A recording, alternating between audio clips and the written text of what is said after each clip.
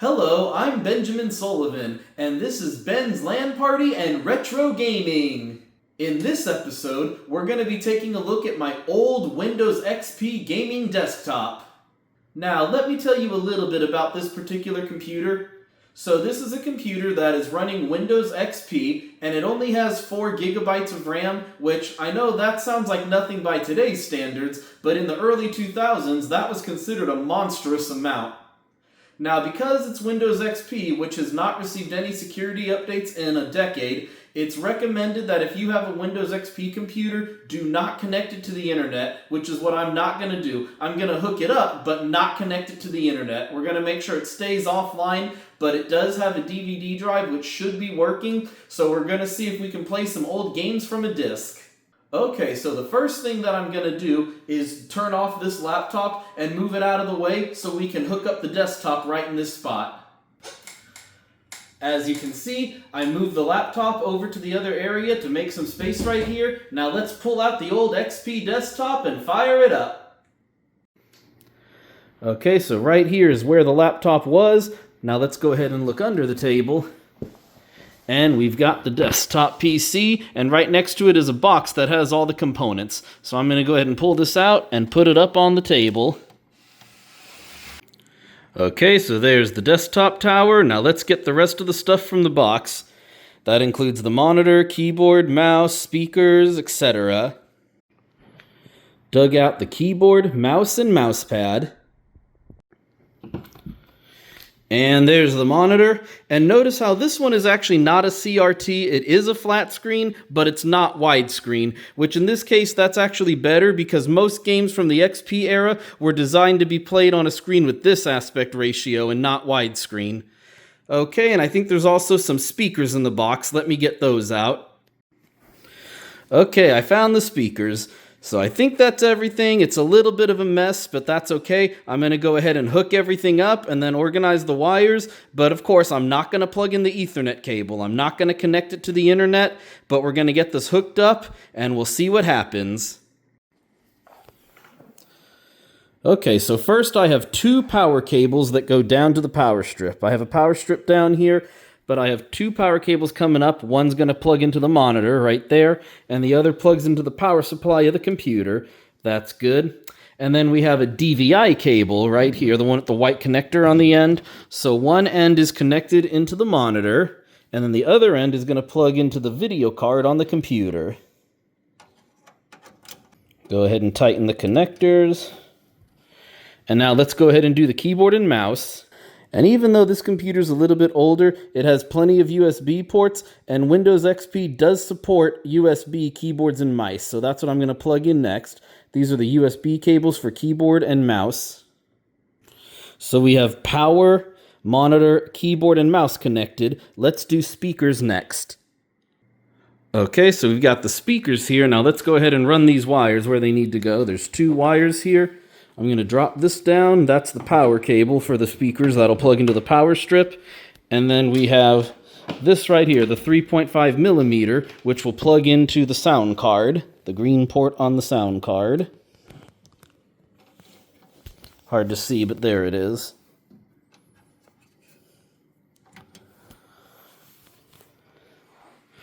Okay, now let's go ahead and power everything up after I manage these cables a little bit better. Okay, so under the table, you can see I've got the power strip there. I plugged in the 3 different power cables, one for the computer, one for the monitor, and one for the speakers. So let's go up here. Well, as you can see by looking at the keyboard, the light came on. That means we've got some power. Let's see if we get anything from the speakers. If we turn the speakers on, there should be a light. Aha! Power there. Now, the ultimate test. Let's see if we have a light on the monitor, which we do. And now, this thing hasn't been used in a while, but let's see if it still works. See this thing right here? This big blue button? It kind of looks like the heart of the ocean from Titanic, doesn't it? Well, anyway, if we press this, it should come on, assuming that it still works. Let's see. I got some light. Let there be light.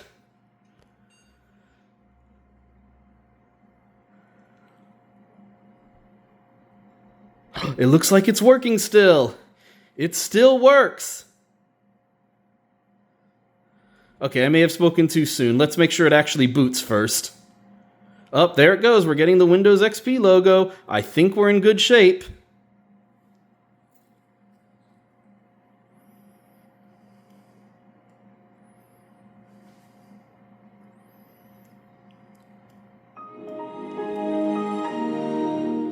All right. So my old XP gaming machine still powers on, it still boots up, and as we can see, the monitor works, the sound works, but what's the most important thing with a gaming machine? Games!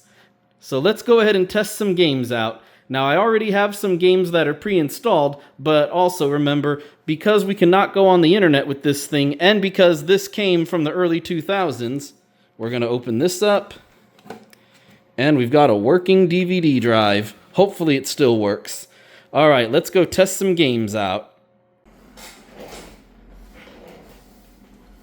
Okay, so as you can see, it's hooked up and working, and I've got some games on discs. I've got the original The Sims, the original Doom, Grand Theft Auto 3, and Return to Castle Wolfenstein, all on disc. Let's give some of these a try.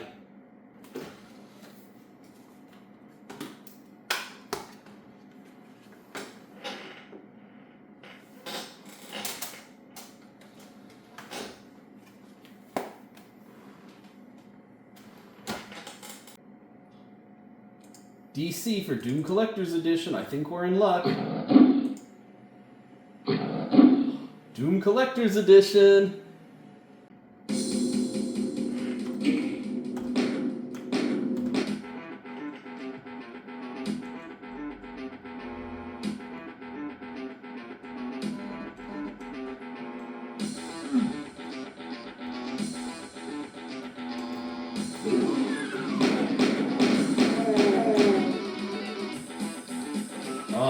The original Doom.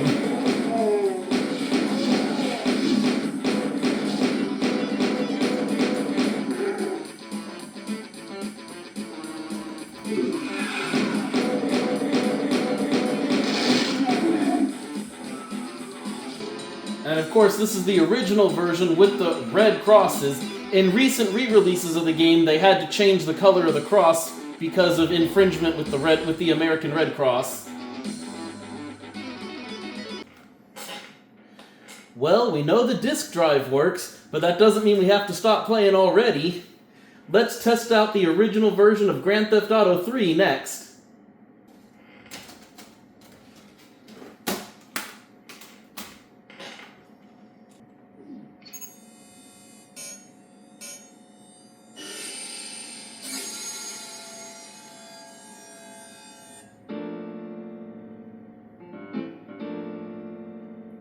Music is there. Gonna skip the intro and just go straight to the game.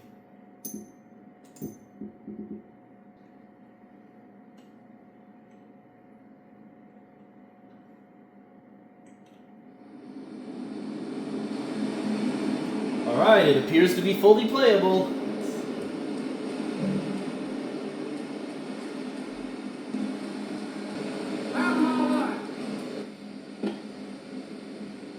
There we go, steal a car. With his friends and become president of the United States. Go the Monkeys, the game kids are sure to stare at for hours.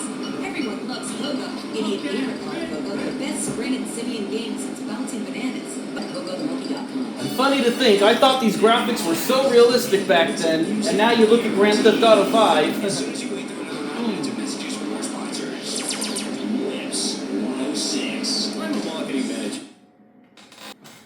And now let's play another one of my favorites, Return to Castle Wolfenstein. As you can see, I no longer have the original box or the original case, but I still have the original disc.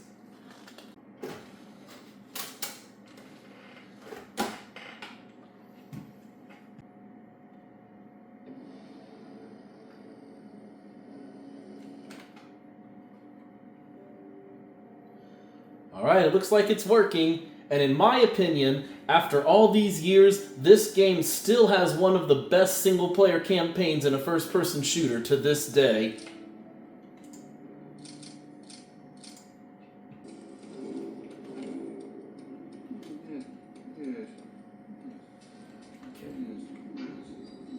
Let's see if I can sneak up on this guy.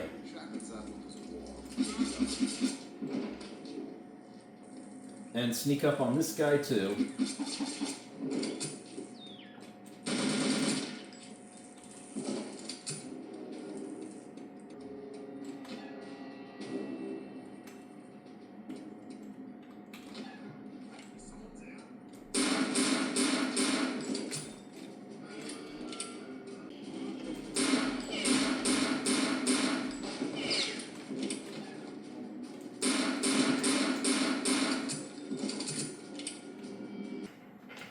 And of course, I'm sure anyone who was a kid in the 90s or early 2000s, like me, has memories of playing Sims games. Let's try out the original The Sims from disc.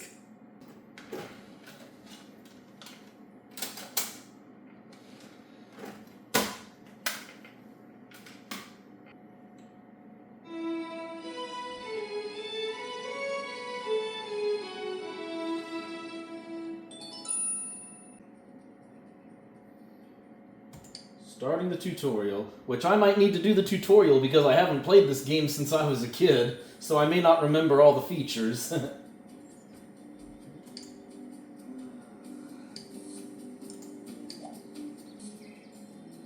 Let's see if I can make him dance.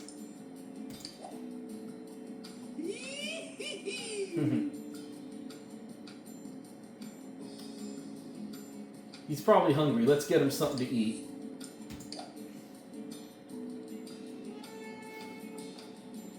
Wow, this is bringing back memories.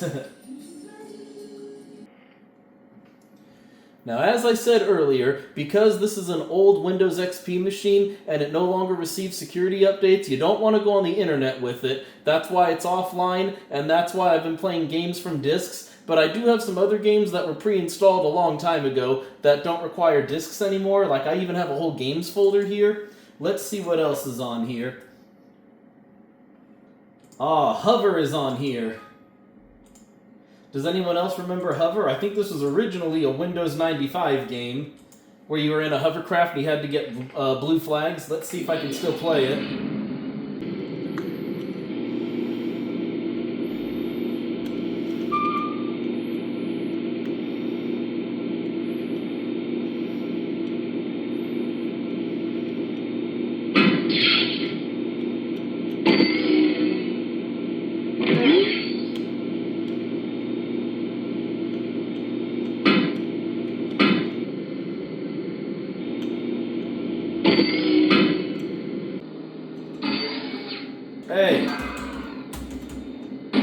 Hey, you rear-ended me. That's your fault. And XP can run DOS games, so I have the original Prince of Persia. This is probably the first computer game I ever remember playing.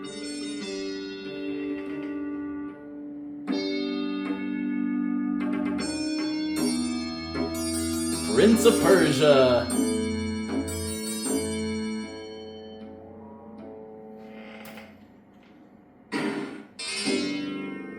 That's right, I remember this game.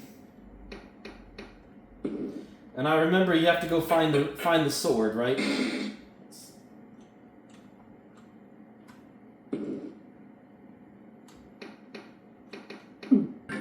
Yep, definitely the first computer game I ever remember playing.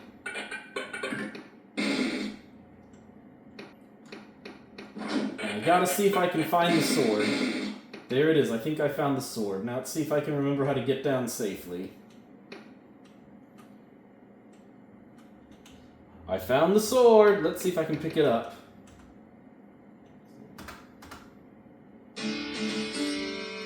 Okay, now I'm ready for combat.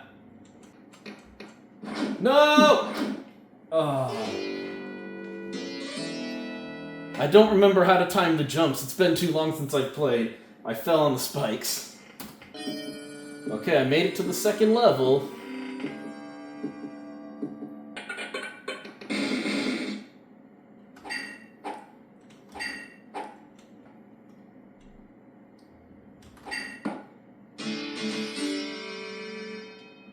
And of course, it would not be a Windows XP gaming machine without this one. 3D Pinball!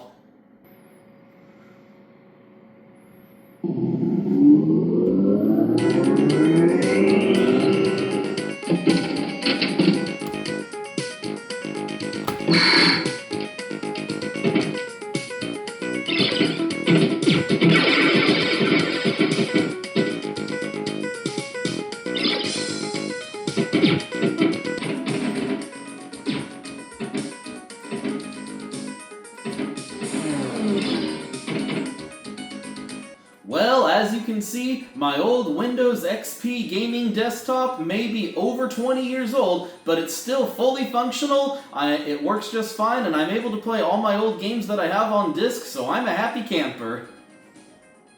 Now, if you have an old Windows XP computer and you want to get it hooked up again so you can play some old games, be my guest, but let me give you a little bit of advice. As I mentioned earlier in this video, because Windows XP is an outdated operating system that no longer gets any updates, especially security updates, it is a security concern, so I highly recommend that you not connect it to the internet. Like as you noticed, I did not connect to the internet. I only installed games directly from discs. So I would recommend that you do the same if you're going to be using an old XP gaming machine.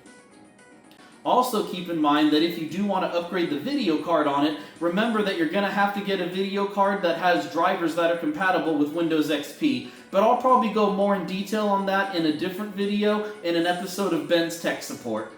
Well, thank you very much for watching this video. I hope you found it entertaining. Have a great day, everyone.